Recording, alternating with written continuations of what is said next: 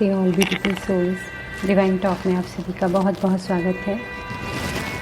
श्राद्ध पक्ष में श्रद्धापूर्वक तर्पण किस प्रकार हो, उस विधि को मैं आपके साथ शेयर कर रही हूँ, जिस विधि ने मुझे बहुत सुख और आनंद दिया है, मेरे मन में बहुत शांति दी है। यहाँ पर सुख और आनंद का मतलब भौतिक वस्तुओं से नहीं है, मटेरियलिस्टिक थिंग्स से नहीं है। आत्म शांति जो मुझे मिली है और मुझे जो महसूस हुआ है कि पितृ कृपा, पितृ दर्शन, उनकी प्रसन्नता का जो भाव मुझे महसूस हुआ है, मैं वही विधि आपके साथ शेयर कर रही हूँ। आप यहाँ देख सकते हैं कि यहाँ पर मैंने एक कलश बिठाया है। पहले के समय में हमारी माँ दादी पनेड़े पर पितरों के निमित्त कांसे का दीपक जलाती थी। मिट्टी का भी या स्टील का, पीतल का भी चलता है। तो अब फिल्टर्स का ज़माना आ गया है, तो लगभग घड़े, मटके, पारी घरों से गायब हो गए हैं। तो यहाँ पर मैंने श्रद्धापूर्वक एक छोटी सी मटकी, जिसे पारी भी हम लोग कहते हैं, या कलश की आकृति का है, वह रखा है। क्योंकि मिट्टी का इसको लेने की वजह यह है कि पृथ्वी तत्व का सबसे निकटतम स्वरूप है मिट्टी। और जल तत्व में मैंने यहाँ जल कलश में भरा है और उसमें गंगा जल मिलाया है। तो जो लोग हरिद्वार आदि नहीं जा पाते हैं, तो यहाँ पे ही घट में ही गंगा जल होने से एक गंगा घाट की अनुभूति आपको यहाँ पर होगी। दूसरा, आप देख सकते हैं ये श्रद्धापूर्वक जल रखा है और जल तृप्त करता है। तो जल की उपस्थिति और उसमें गंगा जल की कुछ बूंदें डालने से वह आपको गंगा घाट का तृप्ति का अनुभव कराता है। और दीप जब आप प्रज्वलित करते हैं तो वह अग्नि तत्व की उपस्थिति हो जाती है। मटकी में, मिट्टी के घड़े में जो छिद्र होते हैं जिससे जल शीतल होता है, वह वायु तत्व की उपस्थिति बनाता है।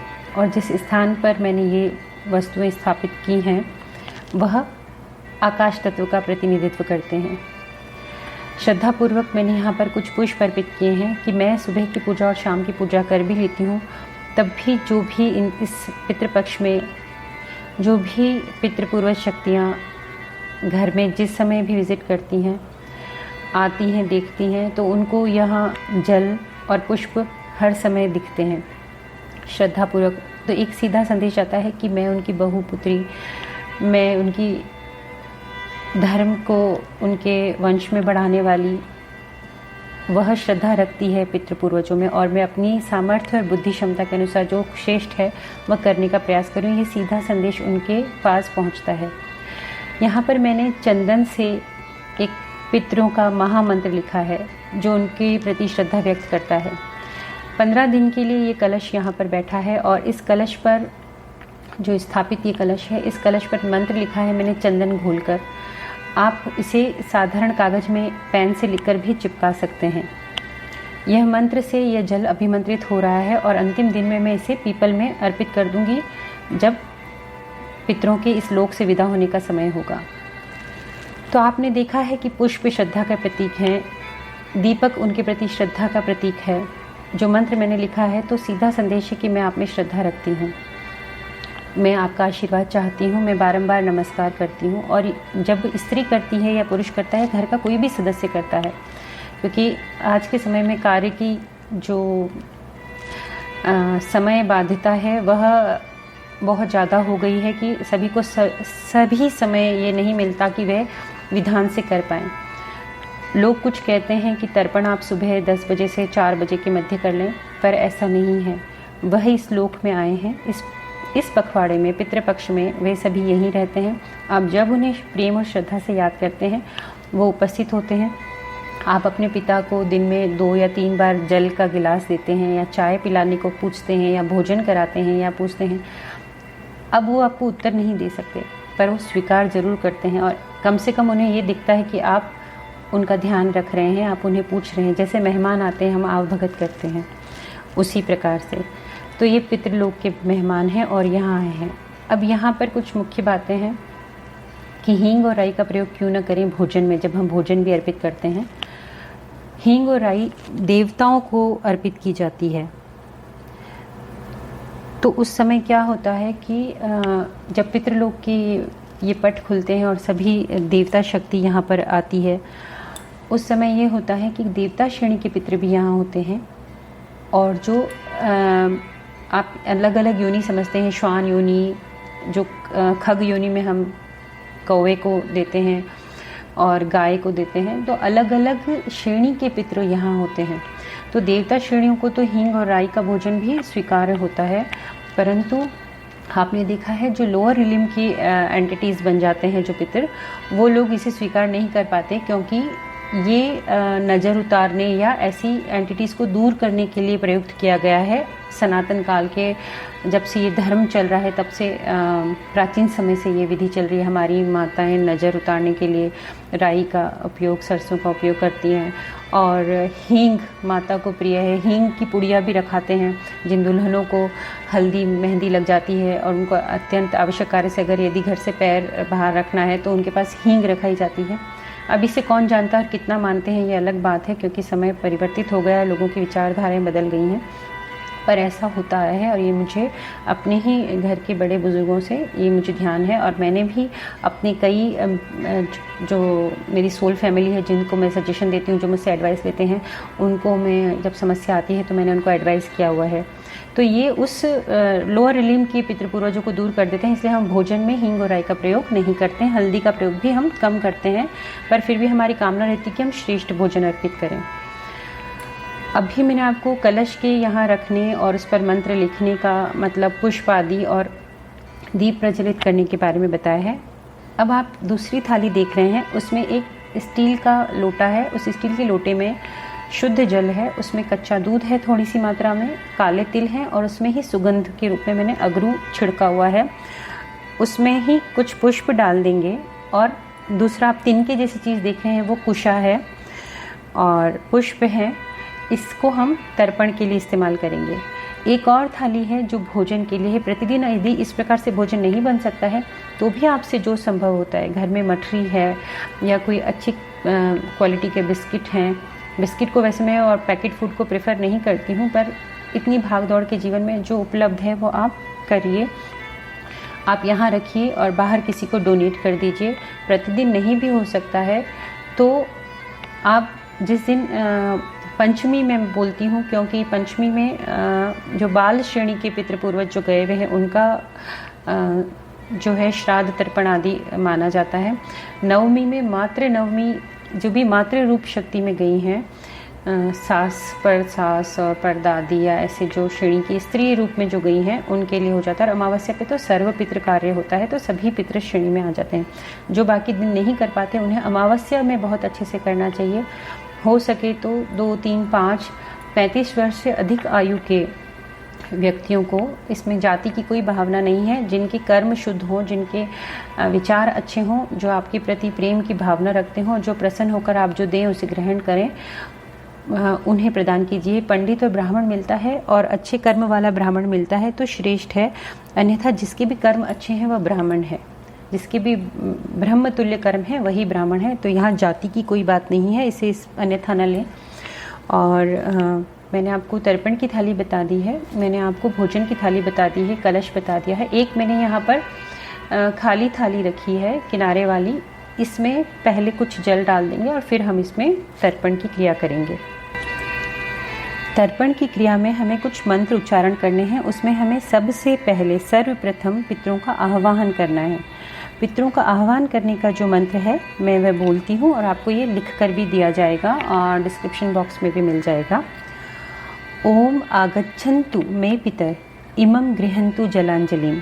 इस मंत्र के द्वारा हम पितरों का आह्वान कर रहे हैं कि हम आप आइए पितृदेव, हम आपको जलांजलिम मतलब तर्पण अर्पित कर रहे हैं।